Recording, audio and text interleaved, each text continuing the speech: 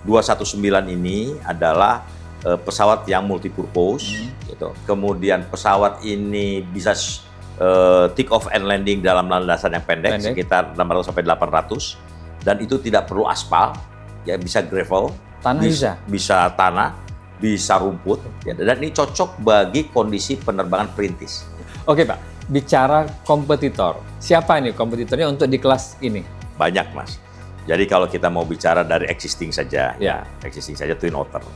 219 itu kan bukan masalah PTDI saja menurut saya, tapi 219 itu adalah masalah bangsa ini, bagaimana produk nasional ini menjadi solusi nasional kita di dalam connecting wilayah, gitu loh Mas. PTDI itu punya kemampuan di desain, gitu. PTDI punya kemampuan membuat tooling.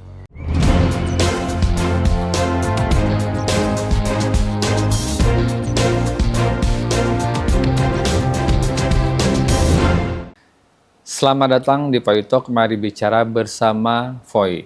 Kali ini kami kedatangan tamu Direktur PT Dirgantara Indonesia, Bapak Gita Amperiawan.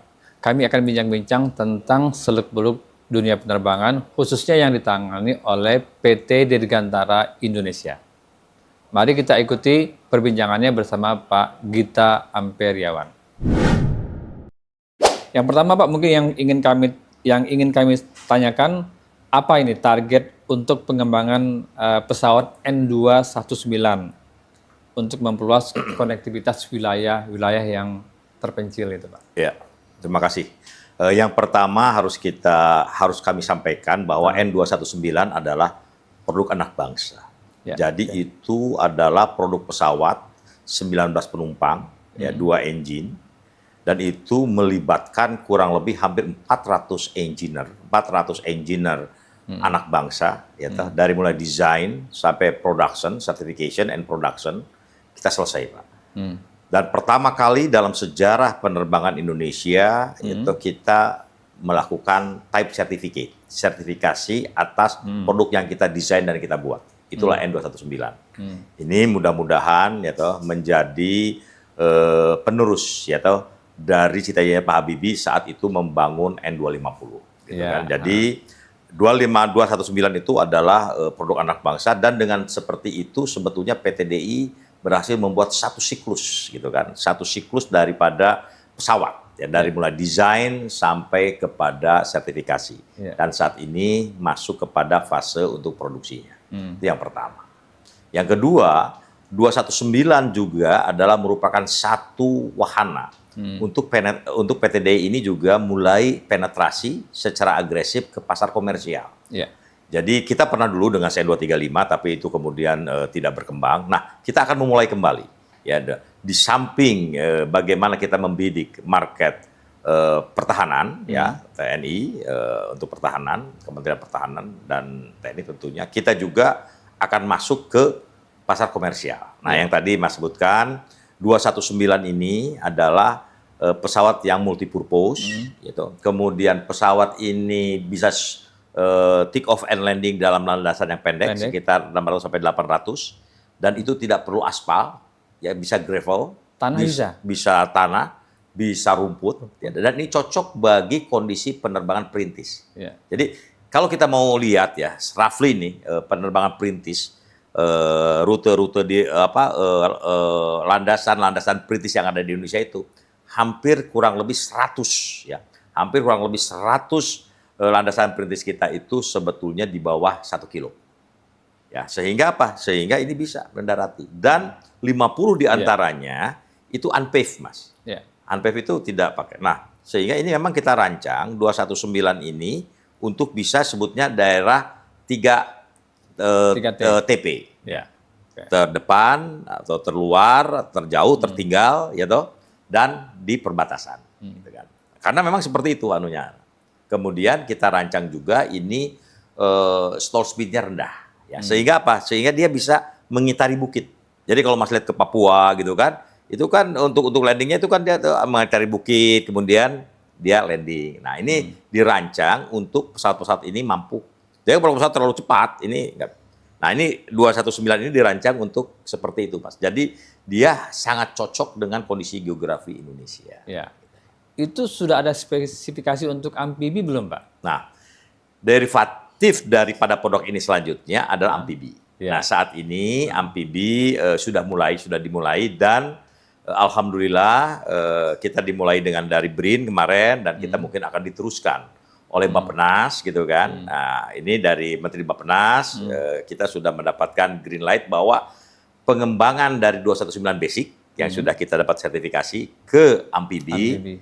Budgetnya sudah insya Allah sudah disiapkan dan 6 itu karena kita sudah akan mendelivery 6 ya ke Angkatan Darat kontrak dan insya Allah yang pertama akan kita buat spesifikasinya adalah amfibi. Amfibi. Ya, itu, Pak. Soalnya kita kan daerah maritim ya, Pak. Betul. Jadi kita itu daerah maritim sehingga water base kita ini banyak, Mas. Ya, gitu betul. Dan amfibi yang kita buat sebetulnya bukan hanya bisa mendarat di air, tapi juga memungkinkan masih di runway biasa juga. Karena dia floatnya itu masih ada landing gear-nya.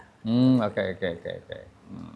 Nah, sampai saat ini untuk permintaan dari mana saja, Pak, yang sudah minat untuk pesawat ini?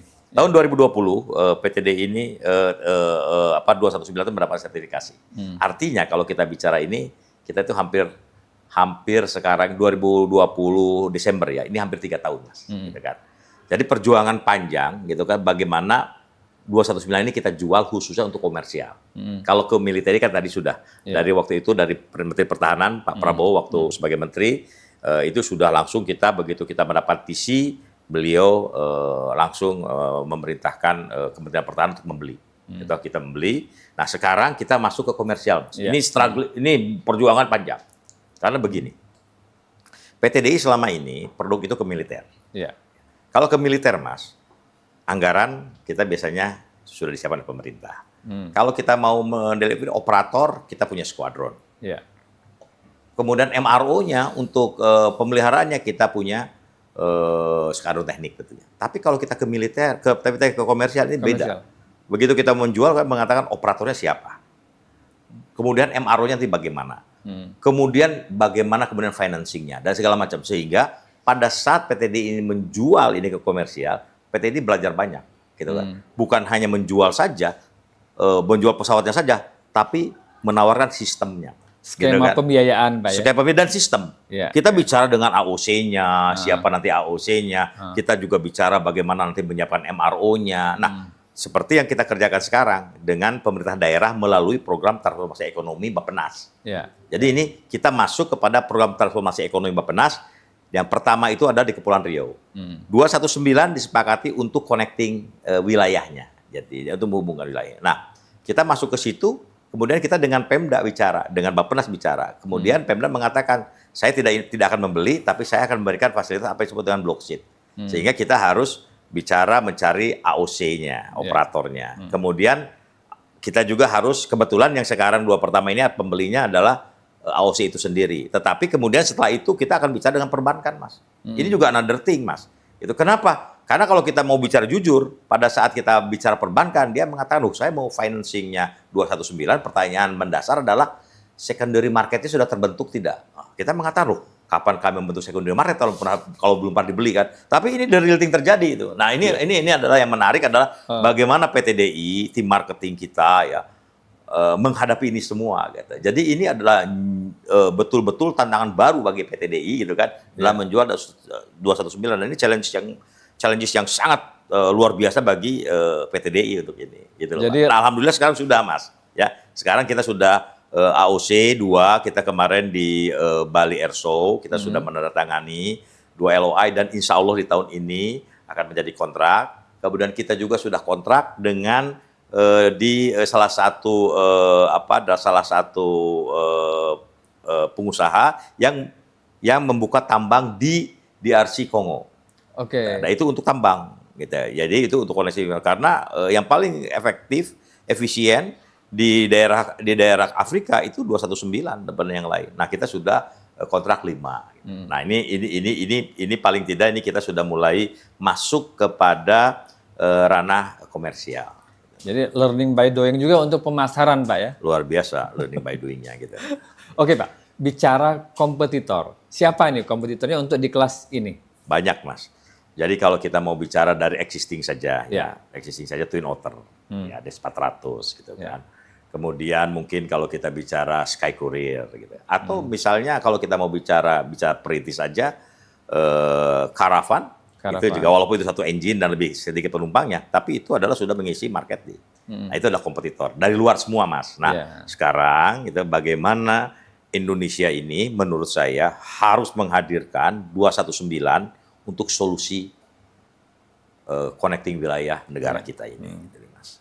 Nah, bicara soal kompetitor tadi Pak ya, peluang untuk bersaingnya seberapa besar dengan mereka yang sudah lebih existing gitu Pak? Kalau saya melihat pertama kali mungkin dari performance, it's not too bad, Mas, gitu kan? Not too bad. Kalau ada yang lebih baik dari kita, misalnya Sky Courier, tapi dia take off landingnya dia memerlukan 1,3 km, itu panjang. Nah, kita di bawah, kita 800 gitu kan. Ada yang pendek, tapi dia hanya 9 penumpang gitu, satu engine, which is kita 2 engine, lebih aman gitu kan. Kemudian kalau kita bicara Twin Otter, kita payloadnya, muatnya ya, kalau kita ini 2 ton, itu lebih baik daripada Twin Otter yang ada gitu kan. Twin Otter di bawah itu sekitar 1,7 atau berapa. Kita lebih muatannya lebih, payloadnya lebih tinggi. Apalagi kalau Mas masuk ya, tingginya cabin ini, tinggi di dalam itu 1,7. Jadi kalau ukuran saya ya yang di bawah itu masih berdiri. Kalau yang lain itu rata-rata 1,5 gitu. Jadi membungkuk sekali. Jadi itu nyaman gitu ya. Saya rasa saya sudah membawa beberapa ini dan mereka merasa nyaman gitu. Harga ya kalau dibanding dengan Sky Courier tadi itu di atas dia di atas kita gitu. Yang lain memang masih ini harga itu sebetulnya harga ini kan apa ya? Kalau menurut saya ini sekarang permasalahan di kita ini kan adalah supply chain gitu kan. TKDN tingkat kandungan dalam negerinya, ya tingkat kandungan atau lokal konten daripada 219 ini 44,9%, hampir 45, gitu kan. Artinya sebetulnya kita harus ditantang untuk terus menaikkan TKDN sampai 65, gitu kan. Nah, tinggal sekarang adalah bahwa ini kita bermain dengan supply chain, Mas, gitu kan. Pesawat baru, gitu kan, supply chain-nya harus kita bangun sendiri, gitu kan. Tentunya kita harus negosiasi berdasarkan berapa forecast daripada penjualan kita. Nah, ini sesuatu yang terus kita upayakan untuk kita lakukan cost reduction, gitu kan. Nah, dengan keunggulan kompetitif itu optimis ini untuk kedepannya Pak ya? Kalau saya optimis gitu, karena terus terang saja sekarang permasalahannya selalu bicaranya adalah financing.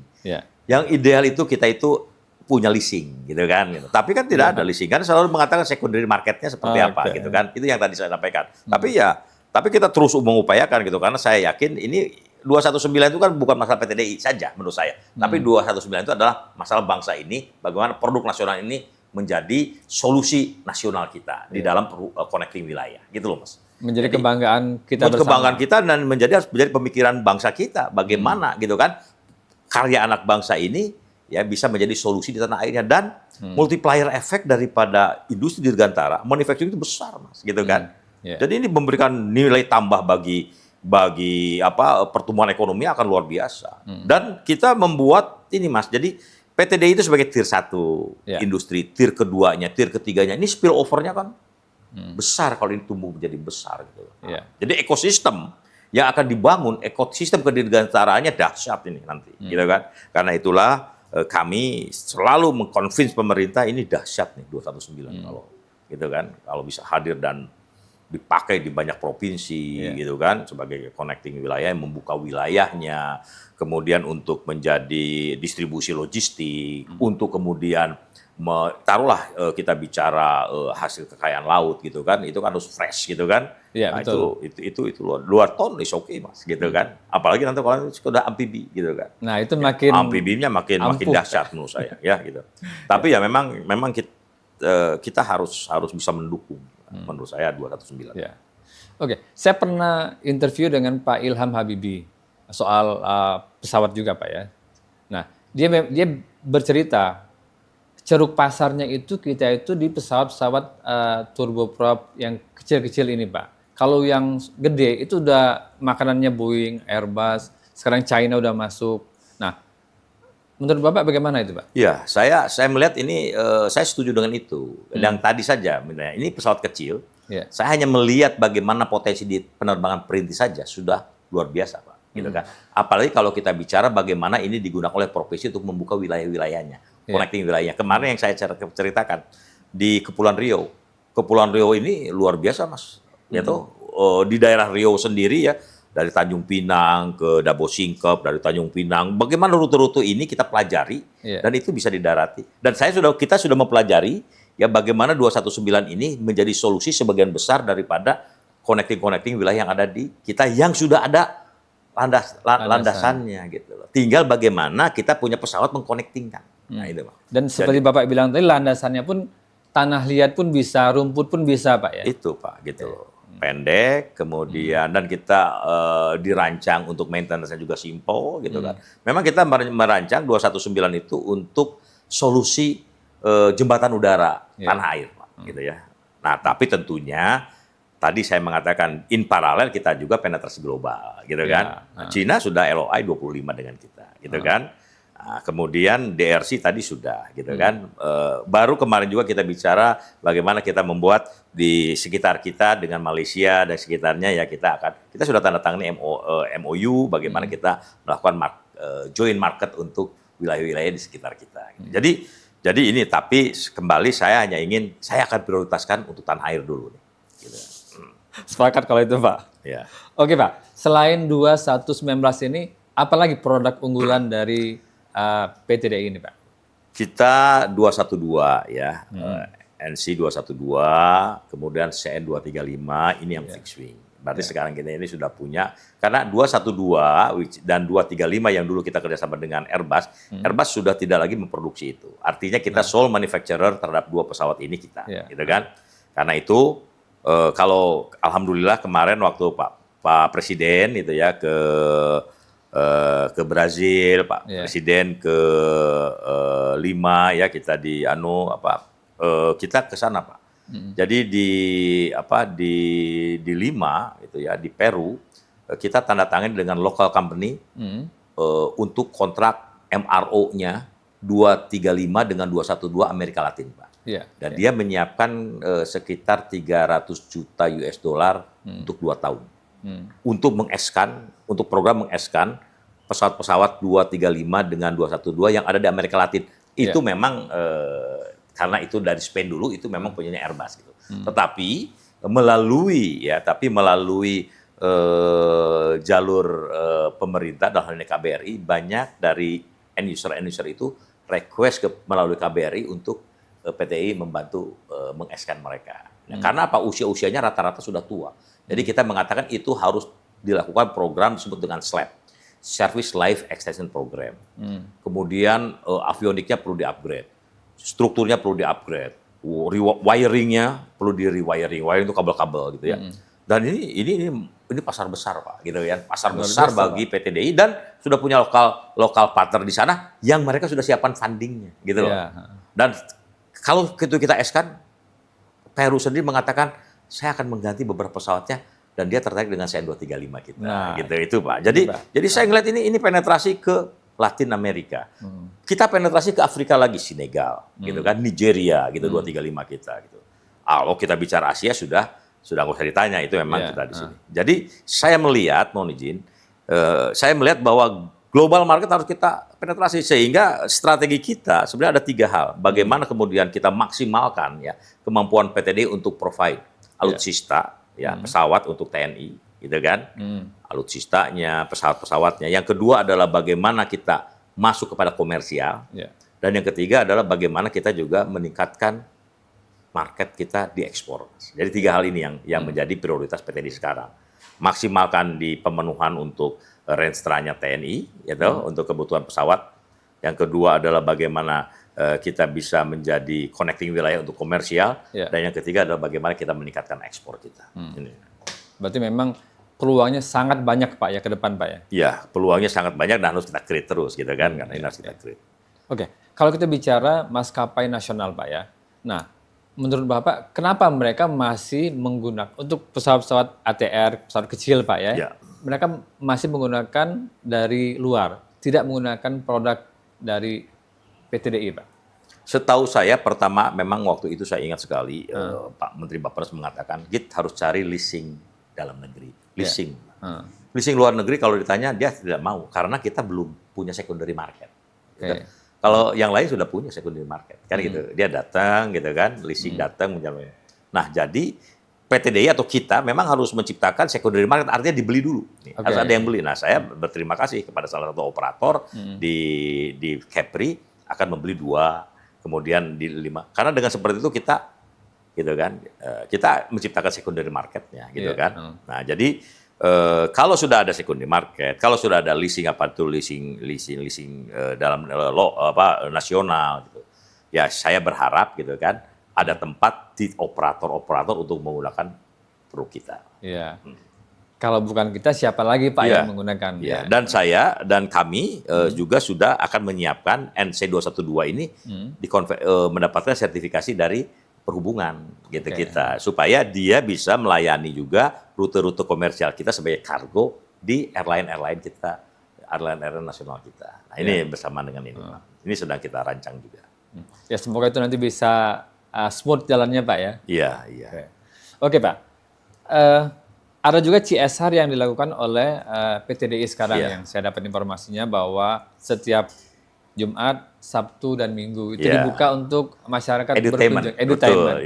Itu idenya dari mana Pak? Jadi begini Pak, ini terinspirasi ya kalau kita jalan nggak jauh-jauh lah. Pada saat kita sekarang kan bekerjasama dengan Korea KFX. Kalau saya di KFX itu kita PTDI bekerja sama dengan Korean Aerospace Industry. Itu ada di Sachon. Kalau saya ke Sachon, saya sudah tahu begitu mendarat ini kota ini ada pabrik pesawat terbang, gitu kan? Karena taksinya, kita kalau lihat taksi atasnya taksinya itu bentuknya kayak pesawat. Masuk ke situ sudah kelihatan lah ini kota ada industri pesawat terbang. Yuk ke Bandung, yuk keluar Pasteur, nggak tahu kok. Begitu keluar ke Jakarta bahwa di situ ada PTDI yang satu-satunya di Asia Tenggara, nggak tahu kita. Padahal sebelah tol banget Pak. Padahal sebelah tol banget, kita orang nggak tahu bahwa kita ada industri pesawat terbang satu-satunya di Asia Tenggara. Maka saya mengatakan kita harus kenalkan. Jadi saya mengatakan kita harus kenalkan di Jawa Barat, harus kita kenalkan bahwa PTDI itu ada loh. Maka kemudian kita membuka edutainment. Kemudian saya berpikir ini CSR kita tingkatkan, gitu kan? Jadi ini adalah bagian daripada CSR PTDI untuk mengenalkan PTDI dan ini kegiatan edukasi, liburan edukasi, gitu bagi para pelajar. Karena itu di hari Sabtu ya kita punya tim yang ke sekolah-sekolah SMA untuk dipersilahkan free of charge mereka kita siapkan dengan bandros waktu itu kan. Bandros ya Bandung itu ya. Betul ya. Yang bus gitu. Nah, kita pinjam busnya masuk ke PTDI. Sekarang kita sudah punya sendiri. Tapi apa tujuannya adalah ini loh PTDI. Ada PTDI itu. PTDI itu masih powerful, punya produksi dan akhirnya apa Mas? Itu sampai sekarang itu banyak Mas. Dan yang luar biasa justru di luar perkiraan saya bukan hanya dari kalangan SMA dan perguruan tinggi lainnya, tapi justru anak-anak PAUD, anak TK itu datang Mas. Itu Sabtu Minggu kita biasanya ya mereka kalau Jumat itu kan ke SMA itu Sabtu Minggu yang datang-datang itu anak-anak kecil Pak. Anak-anak kecil bersama sekolahnya gitu kan, dia masuk ikut bandros keliling-keliling mengenalkan ini loh industri pesawat. Gitu. Jadi tujuannya satu adalah mengenalkan itu. Dan lebih jauh lagi adalah biar mereka punya kebanggaan gitu kepada produksi industri dalam negeri ini. Dan yang kedua sebetulnya adalah memberikan kecintaan. Gitu. Suka mereka mencintai teknologi kedirgantaraan. Kita kan ingin juga mereka itu suatu saat adalah para habibi muda kita kan gitu kan yang meneruskan gitu kan. Cita-citanya untuk membangun industri kedirgantaraan. Nah, itu yang kita kerjakan, Mas. Dan luar biasa, Mas. Kita udah berapa tahun, berapa lama kita? Dari 2023 dan tidak pernah kosong, Pak. Jumat, Sabtu, Minggu penuh. Artinya adalah dari luar kota, Mas. Dari luar kota, artinya ini luar biasa minat. Itulah, Pak. Jadi itu tujuan daripada PTDI ini adalah mengenalkan, kemudian memberikan edukasi. Diharapkan ada kecintaan. Terhadap teknologi dirgantara dan mereka ke depan adalah menjadi habib-habib mudanya Indonesia. Gitu. Jadi kalau dulu anak kecil bercita-cita mau menjadi insinyur seperti Habibie, sekarang bangkit lagi Pak ya? Betul. Jadi bangkit lagi. Dan di situ ada kafe loh Mas. Ada ya. Jadi saya buatkan kafe, ya toh. Saya buat arena bermain sehingga kadang-kadang kalau anak-anak TK datang dia masuk dengan gurunya. Orang tuanya di kafe gitu kan, gitu. Orang tuanya di kafe itu kita namanya runway cafe gitu kan. Runway Cafe di situ kafe gitu. Jadi apa yang bagi saya sebagai pimpinan PTDI juga yang saya ajarkan adalah bagaimana kemampuan entrepreneurship ada di milenial. Ini kan banyaknya dirunning oleh milenial PTDI ya. Ada di milenial PTDI. Dan yang terakhir dan yang selanjutnya apa yang saya lihat adalah sense of ownership gitu. Para milenial terhadap perusahaannya itu menjadi naik, Mas. Gitu kan? Saya sekarang mudah, Mas. Kalau saya mau konsolidasi dengan para milenial, saya datang aja ke kafe, gitu kan? Jadi jauh lebih mudah daripada mereka datang ke kantor di RUT gitu ya di lantai 9. Di situ saya bisa ngobrol, kemudian kita sharing pengalaman atau kita ide, kemudian mereka dengan bebasnya kita dan saya bisa mendapatkan banyak sekali manfaat gitu kan. Ke kafe, ngobrol, diskusi, nyanyi gitu kan, makanan gitu dan saya bawa keluarga gitu kan. Dan ini menjadi sesuatu yang suasana menjadi suasana yang akrab gitu. Iya. Jadi ini kita berharap banget ini Pak ya akan muncul tenaga-tenaga muda berikutnya yang akan menggantikan Pak. Iya, kita harus menyiapkan itu Mas. Gitu. Kita harus menyiapkan itu. Nah, selain itu apa lagi yang dilakukan PTDI untuk lebih meluaskan keberadaannya? PTDI itu punya kemampuan di desain. Iya. Gitu. PTDI punya kemampuan membuat tooling. Gitu. Apa yang PTDI sekarang kerjakan bersama dengan Paguyuban Pasundan dan bersama dengan Universitas Pasundan adalah melakukan yang kita katakan sorghum. Kita membangun sorghum center. Sorghum center itu adalah kita ingin meningkatkan kualitas ya, daripada pengolahan sorghum yang ada di Jawa Barat ini ya, untuk peningkatan kehidupan para petani sorghum Jawa Barat. Nah, DI ini merancang, Mas, merancang mesinnya. Gitu loh. Ini CSR juga gitu ya. Jadi bagaimana PTDI ini desainernya merancang mesin sorghum. Nah, kemudian kita buatkan prototipenya, Mas. Karena PTDI kan nggak boleh membuat itu. Kita buatkan prototipenya. Setelah kita buatkan prototipenya, ya kemudian kita kerjasama dengan Universitas Pasundan karena mereka sudah punya gapoktan, kelompok tani itu. Dan mereka sudah punya pengolahan sorghumnya. Mesinnya kita siapkan. Kita punya sorghum center di areal PTDI. Kemudian kita kontak dengan Badan Ketahanan Pangan, kita kontak Kementerian Perindustrian, kita bikin MOU dengan 7 institusi, Mas. Waktu itu ya. Nah, kita bangun itu, Mas. Kita bangun sorghum center. Tujuannya apa? Bagaimana CSR PTDI mendesain mesin sorghum untuk pengolahan sorghum, nah sehingga lebih baik kualitasnya. Ini sedang kita kerjakan juga sekarang, gitu kan. Kita tinggal menunggu adanya off-taker, sehingga satu siklus bisnis ini jalan. Nah, ini yang sedang kita kerjakan lagi, dan ini bagian daripada CSR kita juga.